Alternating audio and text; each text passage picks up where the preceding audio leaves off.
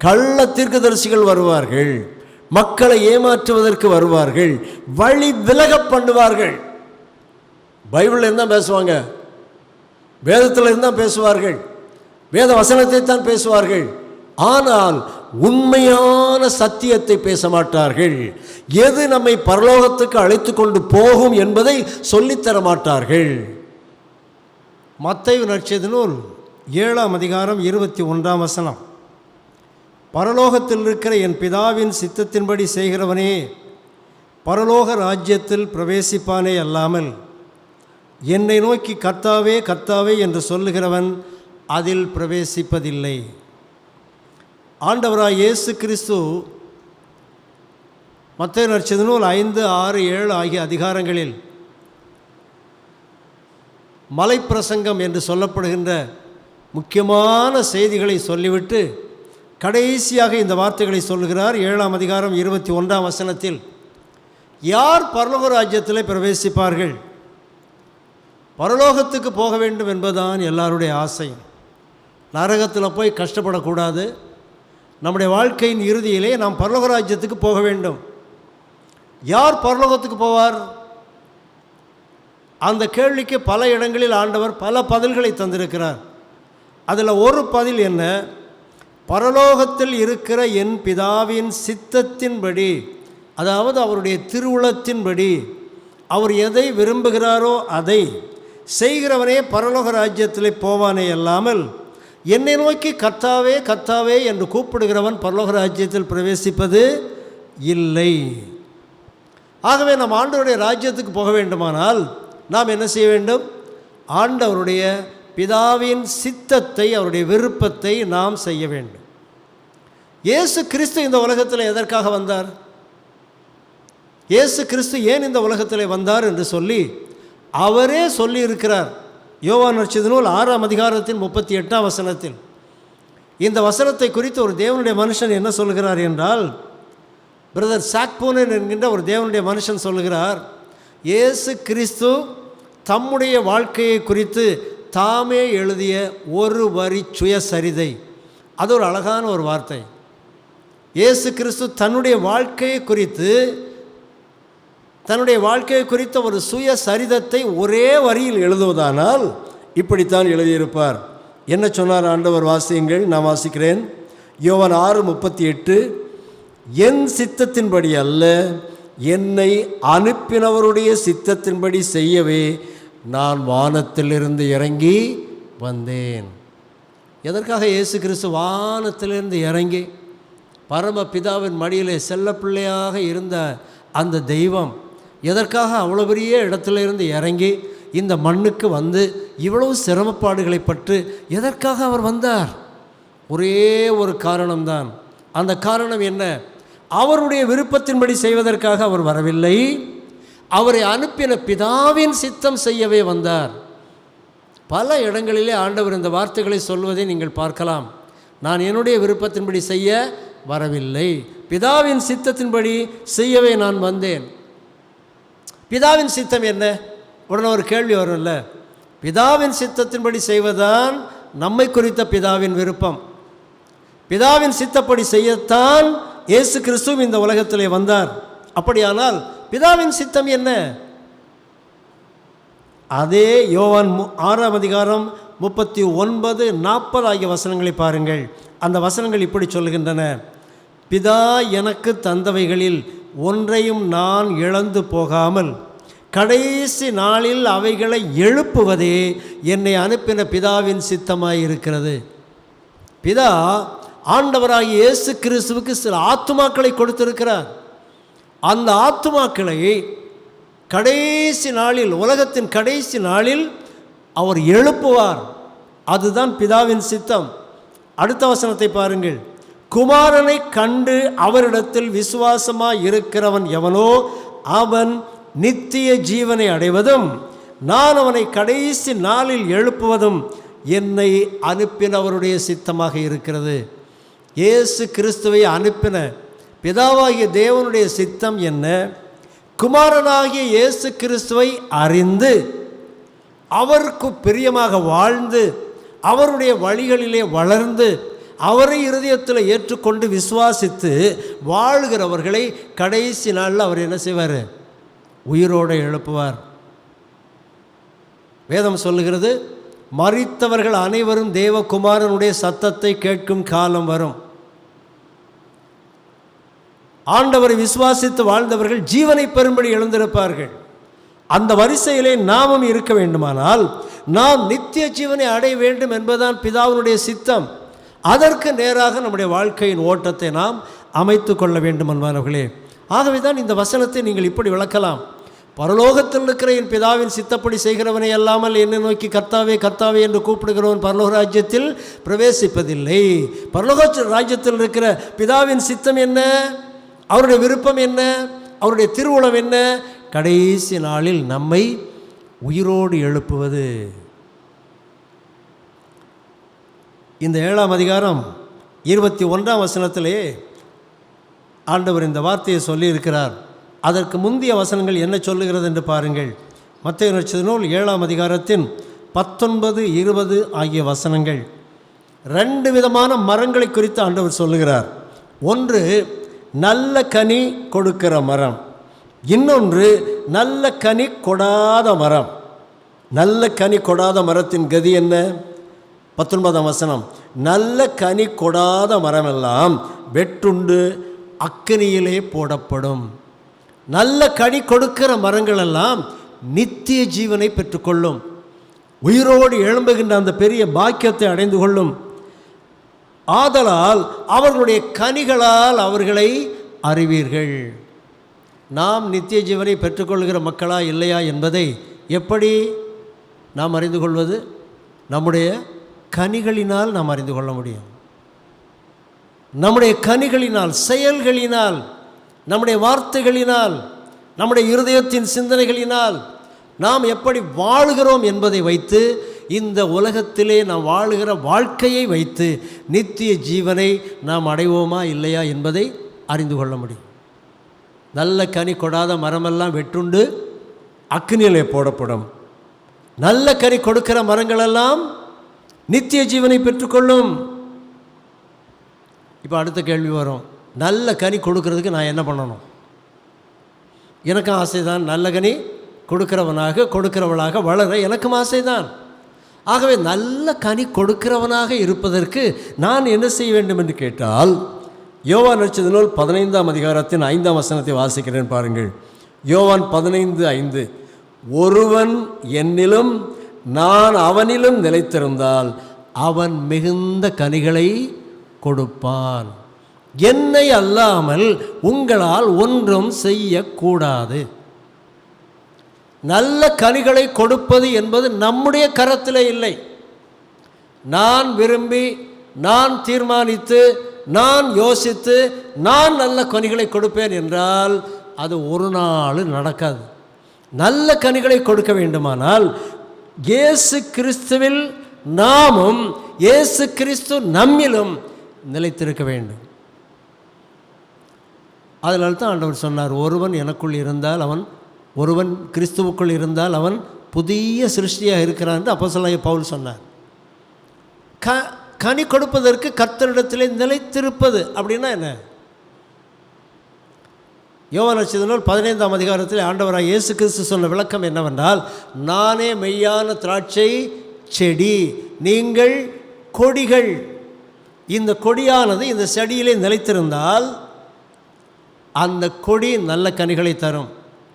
எப்படி ஒரு திராட்சை செடியிலே திராட்சை கொடி இணைந்திருந்து திராட்சை பழங்களை தருகிறதோ, எப்படி ஒரு மாமரத்திலே இல்லை என்றால் ஒரு பலாமரத்திலே அதன் கிளைகள் இணைந்திருந்து அந்த கிளைகள் மூலமாக நல்ல கனிகள் கிடைக்கிறதோ, அதுபோல நீங்களும் நானும் இயேசு கிறிஸ்துவிடத்தில் இணைந்திருந்தால் நல்ல கனிகளை கொடுக்க முடியும்.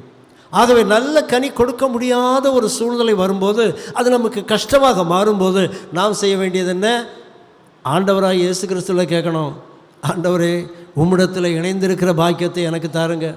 நீங்கள் என்னுடைய வாழ்க்கையில் என்னுடைய இருதயத்துக்குள்ளே இருக்கும்படியான சிலாக்கியத்தை எனக்கு தாருங்க என்று நாம் விடாப்பிடியாக மிகுந்த தாகத்தோடு அவரிடத்தில் கேட்டுக்கொள்ளும்போது ஆண்டவர் நல்ல கனி கொடுக்கிற மரங்களாக நம்மை மாற்றுவார். சரி, இப்போ அடுத்த கேள்வி, நல்ல கனின்னா என்ன? நல்ல கனின்னா என்ன? நம்ம எல்லாருக்கும் நன்றாக தெரிந்த ஒரு வேதவசனம் உண்டு. கலாத்தியர் 5ஆம் அதிகாரம் 22, 23 ஆகிய வசனங்கள் நான் வாசிக்கிறேன், கேளுங்கள்.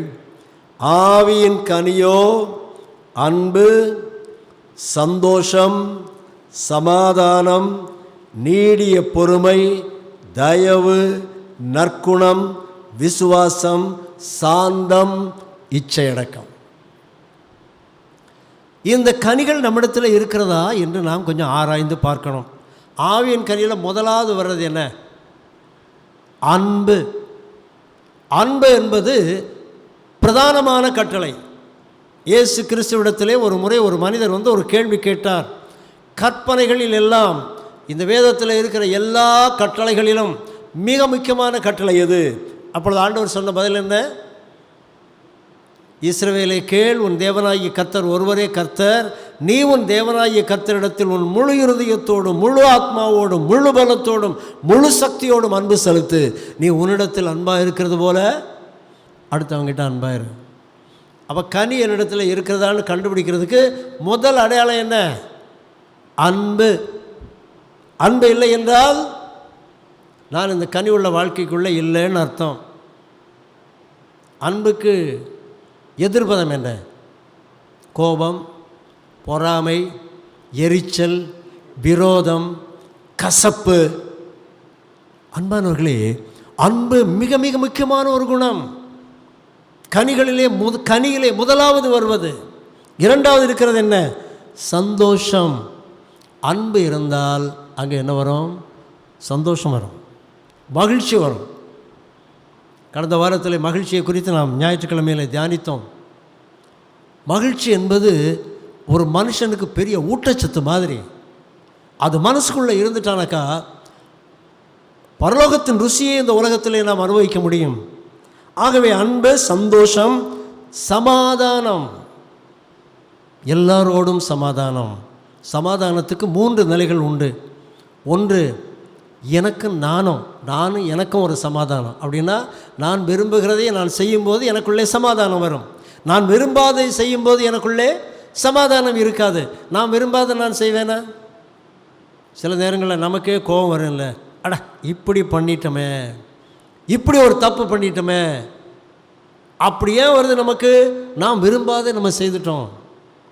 ஆகவே நமக்குள்ளே ஒரு சமாதானம், நமக்கும் சக மனிதர்களுக்கும் ஒரு சமாதானம். என்னை சுற்றி வாழ்கிறவர்கள், என்னுடைய அண்டை வீட்டார், என்னுடைய வீட்டுக்குள்ளே இருக்கிறவங்க எல்லாரோடும் சமாதானம். அடுத்ததாக ஒரு சமாதானம் என்ன? தேவனுக்கும் எனக்கும் இடையிலே சமாதானம். தேவனுக்கும் எனக்கு இடையில எப்படி சமாதானம் வரும்? தேவன் விரும்புகிறதை செய்தால் சமாதானம் வரும். தேவன் விரும்பாதை செய்தால் தேவனுக்கு எனக்கு சமாதானம் இருக்க முடியாது. அன்பு, சந்தோஷம், சமாதானம். அடுத்தது நீடிய பொறுமை. நீடிய பொறுமை. எவ்வளோதான் உன்னை பொறுப்பேன், எவ்வளோதான் இந்த கடினப்பாடை நான் சகித்து கொள்ளுவேன் என்று நீங்கள் ஆண்டவரிடத்தில் சொன்னால், ஆண்டவர் என்ன சொல்கிறாரு? உனக்கு என்ன வேணும்? நீடிய பொறுமை வேண்டும். பொறுமை என்பது ரொம்ப அருமையான ஒரு குணம். அன்பானவர்களே, நம்ம ஊரில் கூட ஒரு பழமொழி சொல்லுவாங்க, பொறுத்தார் பூமி ஆழ்வார். அப்போ பூமி ஆளணும்னா என்ன வேணும்? பொறுமை வேண்டும். அடுத்த குணம் என்ன? தயவு. தயவு என்பது இரக்கம். அடுத்தவங்கள்ட்ட காட்டக்கூடிய ஒரு இரக்கம். எளியவர்களை காணும்போது, நலிந்தவர்களை காணும்போது, யாரை பார்த்தாலும் அவர்களிடத்தில் ஒரு இரக்கம், ஒரு தயவு. நற்குணம், விசுவாசம். விசுவாசம் என்பது நம்பப்படுகிறவைகளின் உறுதியும் காணப்படாதவைகளின் நிச்சயமாய் இருக்கிறது. ஒரு ஆன்மீக திடத்தை அது கொடுக்கிறது. சாந்தம். சாந்தம் என்றால் என்ன? சாந்த உலகத்திலேயே சாந்த குணமுள்ள ஒரு மனிதனை பற்றி வேதம் சொல்லுது. யார் அவர்? மோசே என்கின்ற தலைவர். அவர் உலகத்திலேயே மிகுந்த சாந்த குணமுள்ளவராக இருந்தார் என்று வேதத்தில் நாம் வாசிக்கிறோம். அவருடைய சாந்த குணத்தின் நிமித்தமாக அவர் கிட்டத்தட்ட 20 லட்சம் ஜனங்களை எகிப்தின் அடிமைத்தனத்திலிருந்து காப்பாற்றி கானானுக்குள்ளே கொண்டு வந்து சேர்த்தார். கடைசியாக வருகிற ஆவியின் கனி என்ன? இச்சை அடக்கம். இச்சை அடக்கம். இச்சியாதிருப்பாயாக என்பது 10 கற்பனைகளிலே ஒன்று. அது கடைசியாக வருகிற 10வது கற்பனை. அன்பானவர்களே, இந்த உலகத்திலே வாழ்கின்ற மனிதர்களுக்கு ஏதோ ஒரு விதத்தில் இச்சை வரும். உணவிலே, பால் உறவிலே, ஏதாவது ஒரு காரியத்தில், நண்பர்களோடு சேர்ந்து ஜாலியாக இருக்கிறதுல, நல்லா சாப்பிட்றதுல, இவைகளெல்லாம் நம்மை ஆட்டி படைக்கின்ற இச்சைகள். இவற்றை அடக்கி ஆளுவதற்கு நாம் கற்றுக்கொள்ள வேண்டும். எப்பெல்லாம் அடக்கி ஆள முடியலையோ அப்போல்லாம் ஆண்டவர்கிட்ட கேட்கணும். ஆகவே அன்பு, சந்தோஷம், சமாதானம், நீடிய பொறுமை, தயவு, நற்குணம், விசுவாசம், சாந்தம், இச்சை அடக்கம், இவைகள்லாம் என்ன? ஆவியின் கனி. பல நேரங்களில் நம்முடைய ஆளுங்களும் சரி, நம்ம இந்த ஆவியின் கனிக்கெல்லாம் நம்ம முக்கியத்துவம் தரமாட்டோம். எல்லா ஊழியக்காரங்களும் அப்படி தான். எதுக்கு முக்கியத்துவம் கொடுப்பாங்க? கோயிலில் அதிக முக்கியத்துவம் தர்றது எதுக்கு? காணிக்கை. ஆனால் ஆவியின் கனியில் அது வருதா? வரல. இன்னும் சில திருச்சபைகளை நீங்கள் பார்த்தால், இங்கே வாருங்க, நீங்கள் அந்நிய பாஷை பேசலாம்பாங்க. அது இந்த ஆவியின் கனியில் வருதா? வரல. சிலர் வரங்களை உடையவர்களாக இருப்பார்கள். வரம் பெற்ற ஒரு தீர்க்கதரிசி, வாருங்கள் எல்லோரும் சுகம் வாங்கிட்டு போகலாம்பாங்க. வரம் இதில் வருதா? வரையில். அடையாளங்கள், அற்புதங்கள், பாடல்கள், தீர்க்க தரிசனங்கள் ஒன்றுமே இந்த ஆவியின் கனியிலே வரவில்லை. இந்த ஆவியின் கனி என்பவை ஒரு தனி மனிதனுடைய உள்ளான வாழ்க்கையை காட்டுபவை. ஆகவே இந்த கனிகள் இருக்கும்போது தான் நாம் பரலோக ராஜ்யத்துக்கு போக முடியும். இந்த கனிகள் இல்லாத பட்சத்தில் நாம் பரலோக ராஜ்யத்தை சுதந்திரிக்க முடியாது. ஆகவே இந்த கனியை நாம் முக்கியத்துவம் தரும்போது தான் நாம் பரலோக ராஜ்யத்தில் பிரவேசிப்போம். யார் ஒருவர் இந்த கனிக்கு முக்கியத்துவம் தந்து பேசுகிறாரோ அவர் தான் உண்மையான ஊழியக்காரர். அதையும் மறந்துடாதுங்க. பல ஊழியக்காரர்கள் இவற்றெல்லாம் பேச மாட்டாங்க. அவர்கள் மக்களை பாலிஷ் பண்ணுறதுக்காக, சந்தோஷப்படுத்துவதற்காக, அவர்களை குஷிப்படுத்துவதற்காக, உற்சாகப்படுத்துவதற்காக பல காரியங்களை பேசுவார்கள். இயேசு கிறிஸ்துவிடத்திலே ஒரு முறை வந்து சீடர்கள் கேட்டார்கள். லூக்கா நற்செய்தி நூல் 24ஆம் அதிகாரத்தில் 4ஆம் வசனத்துக்கு முன்னால் என்ன கேட்டாங்க தெரியுமா? உம்முடைய வருகைக்கும் உலகத்தின் முடிவுக்கும் அடையாளம் என்ன? கடைசி காலத்துக்கு என்ன அடையாளம்? அதற்கு ஆண்டவர் சொன்ன அடையாளங்கள் என்ன தெரியுமா? மற்ற 24ஆம் அதிகாரத்தில் பல அடையாளங்களை ஆண்டவர் சொன்னார். ஆனால் ஒரு அடையாளத்தை ஆண்டவர் திருப்பி திருப்பி சொன்னார். அது என்னவென்று பாருங்கள். 4-5 ஆகிய வசனங்கள். மத்தேயு நற்செய்தி நூல் 24ஆம் அதிகாரம் 4-5 ஆகிய வசனங்களை நான் வாசிக்கிறேன். கள்ள தீர்க்கதரிசிகளுக்கு எச்சரிக்கையாயிருங்கள். ஆமாம், கடைசி காலத்தின் அடையாளங்களில் மிக முக்கியமான ஒரு அடையாளம் என்ன? ஏராளமான கள்ள தீர்க்கதரிசிகள் நாட்டில் வருவாங்க. மக்களை ஏமாற்றுவதற்காக வருவார்கள். கள்ள தீர்க்கதரிசிகளுக்கு எச்சரிக்கையாயிருங்கள். ஒருவனும் உங்களை வஞ்சிக்காதபடி எச்சரிக்கையாயிருங்கள். ஏனென்றால் அநேகர் வந்து என் நாமத்தை தரித்து கொண்டு நானே கிறிஸ்து என்று சொல்லி அநேகரை வஞ்சிப்பார்கள். இயேசு கிறிஸ்துவின் நாமத்தினாலேயே வஞ்சிப்பார்கள். இயேசு கிறிஸ்துவை மறுதலிக்க மாட்டாங்க. அவர்தான் இயேசு கிறிஸ்து என்று சொல்லுவார்கள். ஆனால் அவர்களுடைய உபதேசங்கள் அவர்களுக்கு முரணானதாக இருக்கும். அதே அதிகாரத்தின் 11ஆம் வசனத்தை பாருங்கள். மத்தேயு 24:11. அநேகம் கள்ள தீர்க்கதரிசிகளும் எழும்பி அநேகரை வஞ்சிப்பார்கள். அக்கிரம மிகுதியாவதினால் அநேகருடைய அன்பு தணிந்து போகும். 24ஆம் வசனத்தை பாருங்கள். ஏனெனில் கள்ள கிறிஸ்துக்களும் கள்ள தீர்க்கதரிசிகளும் எழும்பி கூடுமானால் தெரிந்து கொள்ளப்பட்டவர்களையும் வஞ்சிக்கத்தக்கதாக பெரிய அடையாளங்களையும் அற்புதங்களையும் செய்வார்கள். இதோ முன்னதாக உங்களுக்கு அறிவித்திருக்கிறேன் என்றார். ஏற்கனவே உங்களுக்கு சொல்லிட்டப்பா, கள்ள தீர்க்கதரிசிகள் வருவார்கள், மக்களை ஏமாற்றுவதற்கு வருவார்கள், வழி விலக பண்ணுவார்கள். பைபிளில் இருந்தால் பேசுவாங்க, வேதத்தில் இருந்தால் பேசுவார்கள், வேத வசனத்தை தான் பேசுவார்கள். ஆனால் உண்மையான சத்தியத்தை பேச மாட்டார்கள். எது நம்மை பரலோகத்துக்கு அழைத்து கொண்டு போகும் என்பதை சொல்லித்தர மாட்டார்கள். காரணம் என்ன? அவர்களே கனியற்ற வாழ்க்கை வாழுபவர்கள். ஆகவே நல்ல கனிகளை எப்படி அறிவது? நல்ல மரங்களை எப்படி அறிவது? நல்ல கனிகளினால் அறியலாம் அன்பார்களே. மத்திய 7ஆம் அதிகாரத்தின் 22ஆம் வசனத்தில் ஆண்டவர் சொன்னார், அந்நாட்களில் அநேகர் என்னை நோக்கி, கர்த்தாவே கர்த்தாவே, உமது நாமத்தினாலே தீர்க்க தரிசனம் உரைத்தோம் அல்லவா, உமது நாமத்தினாலே பிசாசுகளை துரத்தினோம் அல்லவா, உமது நாமத்தினாலே அநேக அற்புதங்களை செய்தோம் அல்லவா என்று சொல்லுவார்கள். அப்பொழுது ஆண்டவர் என்ன சொல்வாராம், நான் ஒரு காலம் உங்களை அறியவில்லை, அக்கிரம செய்கைக்காரரை என்னை விட்டு அகன்று போங்கள் என்று அவர்களுக்கு சொல்லுவேன். அன்பானவர்களே, இது மிக மிக முக்கியமான ஒரு செய்தி, இயேசு கிறிஸ்துவனுடைய எச்சரிப்பின் செய்தி. ஆண்டவர் எதை எச்சரிக்கிறார்?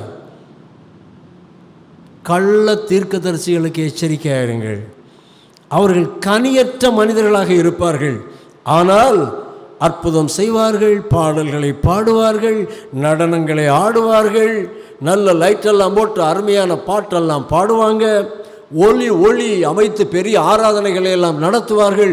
இதெல்லாம் டிவியில் பார்த்து நம்ம மயங்கி போய் அதிலே நம்ம விழுந்துட்டோம்னு வைங்க, நம்மெல்லாம் ஏமாந்து போவோம். அன்பானவர்களே, ஒரு நாள் இத்தகைய ஊழியக்காரர்கள் கர்த்தருடைய சமூகத்தில் வரும்போது அவர்களும் ஏமாந்து போவார்கள்.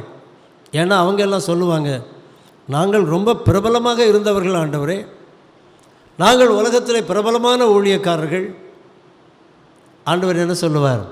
உங்களை நான் அறியேன், அற்புதம் செய்தீங்க, பிசாசு துரத்தினீர்கள், நடனம் ஆடினீர்கள், பாட்டு பாடினீர்கள், ஆனால் உங்களை எனக்கு தெரியாது. ஏனென்றால் இந்த ஆவியின் கனி அன்பு, சந்தோஷம், சமாதானம், நீடிய பொறுமை, தயவு, நற்குணம், விசுவாசம், சாந்தம், இச்சை அடக்கம் போன்ற குணங்கள் உங்களிடத்தில் இல்லை.